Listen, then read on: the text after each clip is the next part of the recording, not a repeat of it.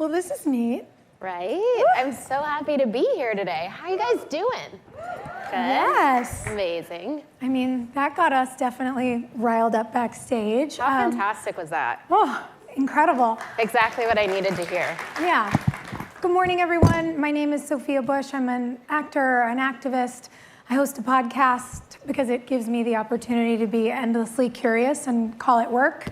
I also am very lucky to be friends with the incredible Aurora James, who is an amazing founder of Brother Valleys, who is also an amazing activist and investor. She created the 15% pledge and is single-handedly helping to change the world of business for Black business owners. I needed today. I think we all did. Right? Yeah, I think we all need it. It's a weird moment to be celebrating International Women's Day when the word women is being removed from the NIH. And as a queer woman and a woman of color, we're suddenly not supposed to be identified because that would be DEI. It felt heavy. Yeah, what do you, in your gut, what does that feel like it's about to you? What it feels like it's about to me, and I guess I first want to say the heaviness that I know we all feel is, it's beaten back by days like today and rooms like this and faces like all of yours, so thank you for giving us the community we needed, and we hope to give it back to you.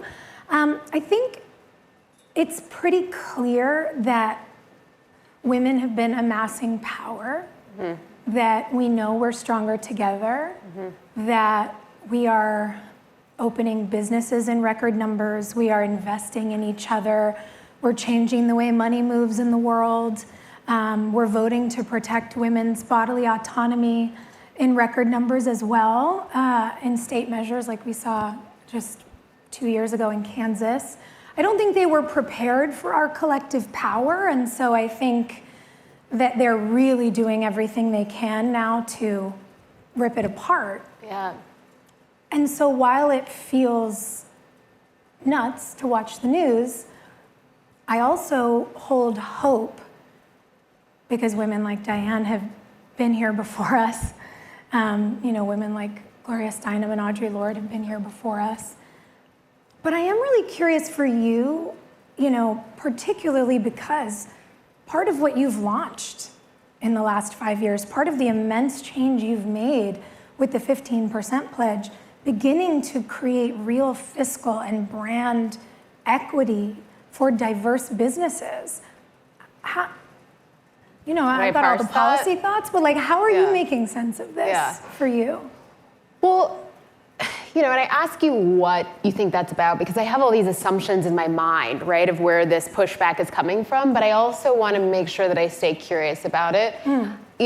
I really thought, and I'm still perhaps on that page, that we were in this moment where the patriarchy was kind of dying out and it was its last moment where it was the hand from the grave that's I will get you, and And then we were going to stomp on it. Yeah. But then it got bye.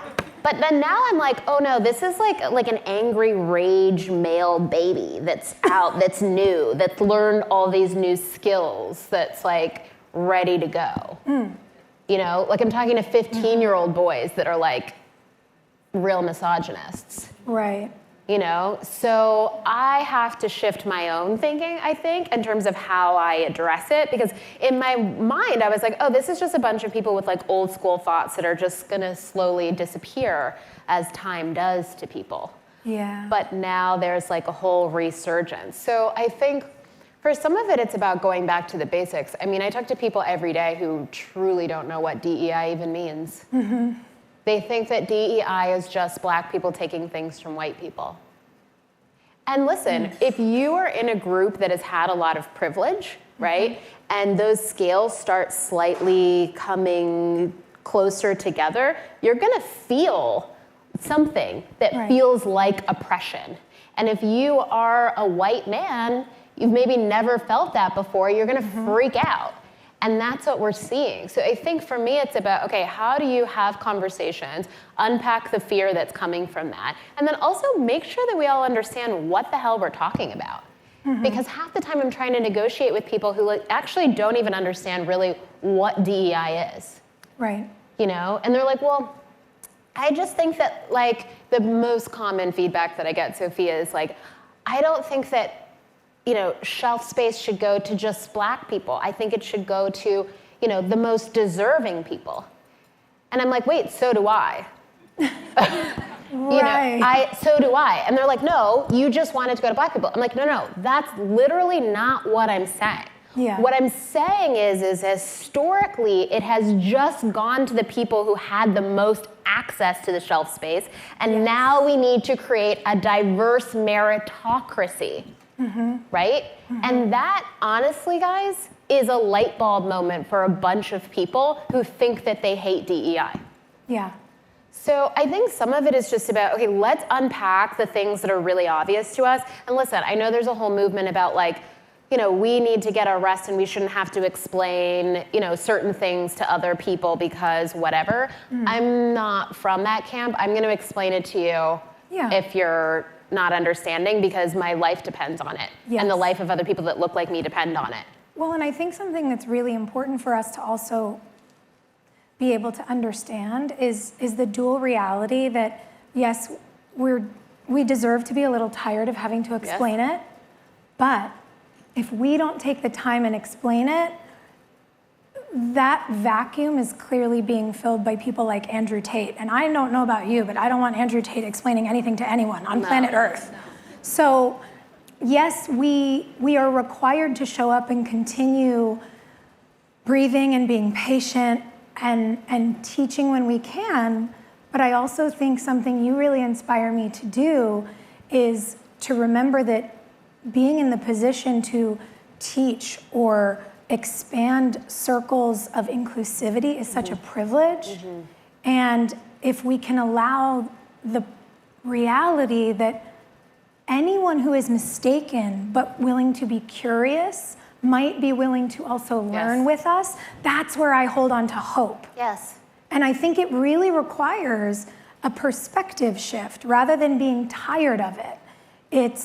We're in a position of enough privilege that we can continue to show up and continue to educate and continue to invite. Yes. And some of our friends around the world are not in that place. Yes. And so I think hope is kind of the fight of our time right now. And I guess I wonder, you know, you sit, you know, on the chair board of the CFDA. You run this incredible brand that you built from the ground up. You've launched this initiative that has redirected billions of dollars in American revenue into deserving and diverse founders. It's big stuff.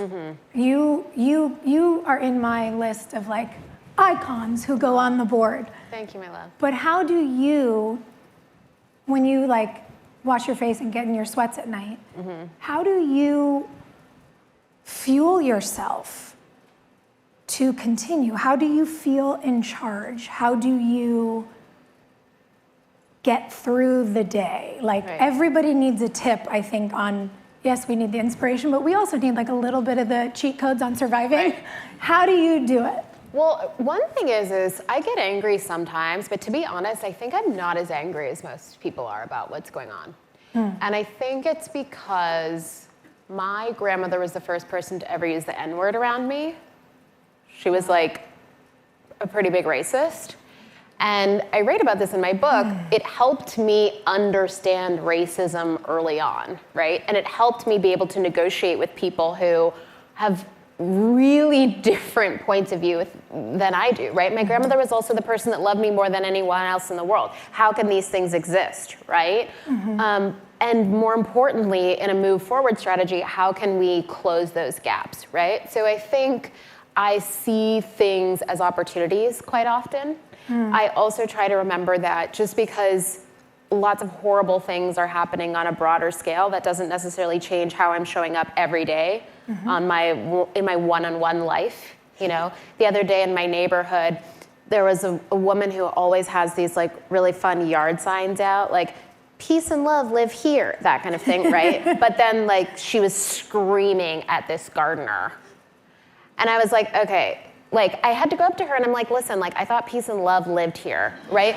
This isn't just about the yard sign. Yeah. This is about how we treat everyone, Yeah. right? And so I think really embodying how we want the world to be, and it sounds so Pollyanna, you guys have read that on like yard signs a bunch of times, I'm sure, but like really thinking about that, right? And I think that's one thing that I hold on to. Being in community, doing this is obviously incredible, but we can all do this in a smaller scale on like a Sunday night at our own homes with our 4 friends, our 5 friends. You know, everyone's always talking about mentors. For me, obviously I had Diane, who we love so much.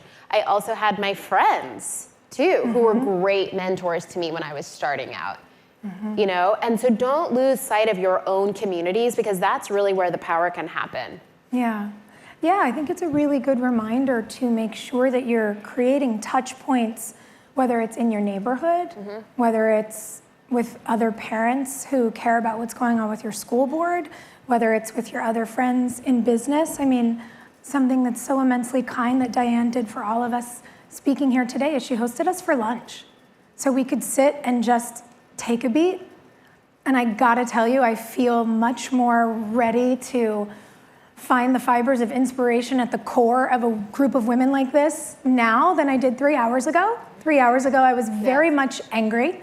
Right. And it's nice to be reminded that while our rage at what is happening is sacred, part of the alchemy, I think, of women, of queer people, of trans people, of people of color, is that we know how to love through.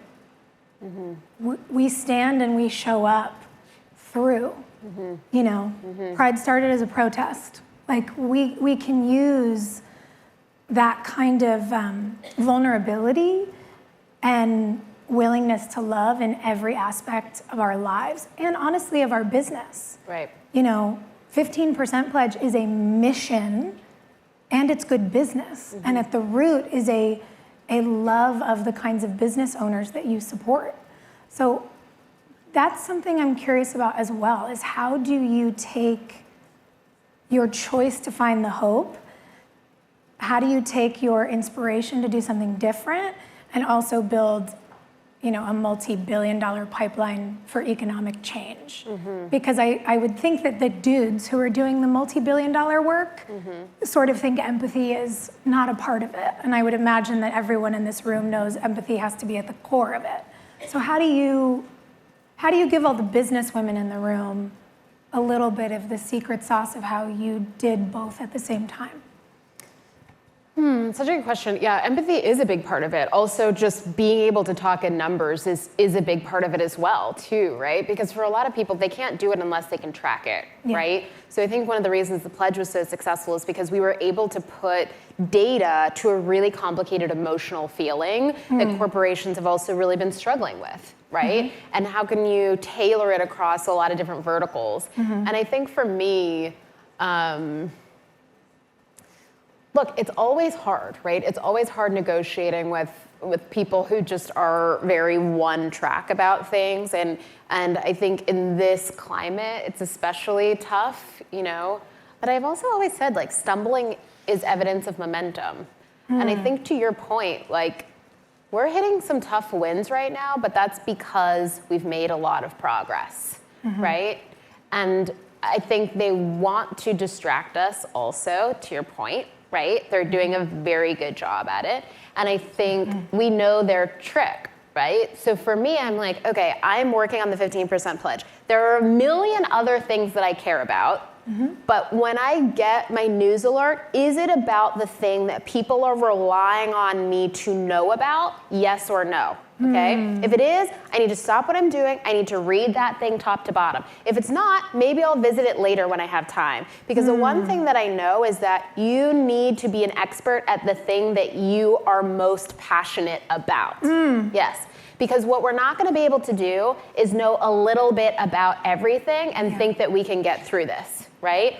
We need to say, okay, these 4 people that are in my life are the experts on reproductive justice. So if something's happening, I can call them, find out the tea, figure out what I need to do to activate, figure out what I need to do to make change, where I need to show up, what's the thing I need to post. They will tell me, I know that. And when they want to call me about racial justice, I will tell them. If I have an ask for them, I will make sure I ask it at the right time. Like, if we all take our own pieces of the pie and really go deep on that thing, we'll be able to get through it. Otherwise, it's just like too scattered. Right. You know, like I'm like really upset about some of the animal rights that have been rolled back, and like the person that's on the Fish and Wildlife Board now. But I actually just can't tackle that. I know there's like a bunch of animal girlies that will though. Right. Right? Yeah. I think that feels really important because sometimes it does feel like, you know, we're on the receiving end of like a dam breaking. It's so much information all the time. And to begin in our communities and in our coalitions to really tap into each other as experts is a great way to continue to fight smartly and not feel like you have to know everything at every moment all the time. But you can't. Yeah. You just can't, but you can, and you can let your friends know, hey guys, I'm gonna go really deep on understanding this one thing. Right? And make a group chat, like make group chats. I have some really banging group chats. It'll just be specifically about like, okay, this is what's going on in Uganda. You know, this is my Uganda group chat. And there's some girls on there that are just like hardcore, like here's all the information. And I'm like, oh shit. Yeah. You know, parsing through it. And then I have it. It's a really great idea. It feels like a smart way to adhere to principles, really. And we said it, you've heard it, we go farther together. How do you figure out what the guiding principles are of your business? Because you know what they are in your life. Do you think they're the same, or do you have to put those in separate buckets as well? Depends on how much money you're trying to make. But for me, they're the same. But not everyone feels that way. Yeah.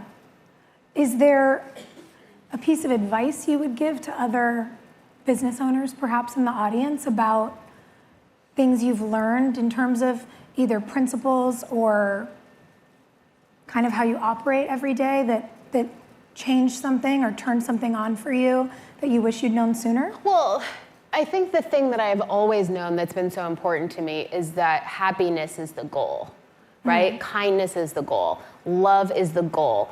All 3 of those things cannot be achieved just with money. Right? So if you're growing your business, you need to make sure that those 3 things are your North Star. Because if your North Star is just money, you're gonna have money and you're not gonna have those things, and you're gonna be really miserable. And I know a lot of people like that. Yeah. Right? And so, and oftentimes if you're just following your passion, right? Passion is contagious. Like that's when you're going to be the most successful anyways. But being the most successful doesn't have to be a financial metric. Right? Like there's all these old metrics. Like I'm 40. I thought by the time I was 40, I was gonna be married. I thought I was gonna have 3 kids. I thought I was gonna do this. I thought I was gonna do that. Now I'm like divorced. I have 2 dogs. I have a step kid. You know, it's like crazy. But Tell it's me about way it. better. Right, but it's way better than I ever thought it would be. And thank God I didn't check all those boxes. You know? Yeah. I mean, some of them, I was divorced by 23, but you get my point, you know? Listen. You gotta try it out. You try it out. We try it out. We're try-outers. Guys, we do nothing if not go deep. And if it's a dead end, you owe it to yourself to admit that. You know, and you can go deep real fast sometimes. Yeah, listen, we're committed. We are. We're just committed. We are. One thing I love about what you're talking about, whether it's, you know, life, business, mission, and one of the arguments I love to make, you know, when we're raising money or doing the good work at the Human Rights Campaign or what you're doing with 15% Pledge, if you can make the money and the morals meet for people, that I think can really be the secret sauce. And so to explain to people how they can do good and do well, I think it's part of the way that women in business in general we're redefining things. It's part of why they're scared of our power. And I guess as I'm seeing the please wrap, I really thought we were gonna wrap early for you, and now we're late. I love She made big promises about an early wrap. I did, I'm so sorry. I guess what I wanna ask is, yes, this is gonna be my last question. I have to skip a card. Diane's talked a lot about the power of generosity and that she has a 3 connections everyday motto: connecting people. She also spoke to us at lunch about her 3 words that are thematic for the year. It could be 1, it could be 3. What is your theme for this year? What's the energy you hope carries you through? Oh, this is such a vulnerable answer that popped up to me, but I'm going to share it with you anyways. Okay. But it does feel really vulnerable, so please be gentle to me, guys. But it's be less scared of people. I think, and I get emotional even just talking about it, but I think over the past few years, I've become a little bit afraid of people. You know, when I open my Instagram, the vast majority of inbound is just really horrible things that people are saying, you know, about things that I've said, you know, and whether they're bots or whatever.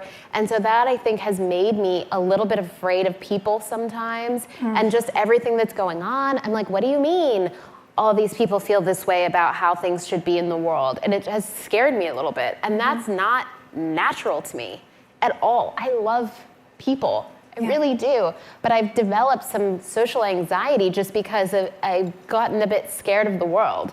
And so this year I really promised to like unpack that. And I think I've been doing a great job already, but just acknowledging that new fear existed for me was like a lot. Yeah.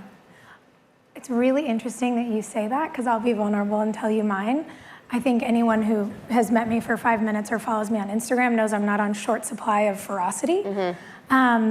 And the thing that I've decided to claim for the year is tenderness. Because we can't be afraid of each other. Yes, we can believe and fight and do the things, but we have to do it with hope. And I think the more we can harness that, even when it feels hard, the more we have the potential to make real, lasting change, no matter how the world is changing around us. So thank you for that. Thank you, Diane. Thank you. Thank you all. Only 2 minutes late. Sorry, guys.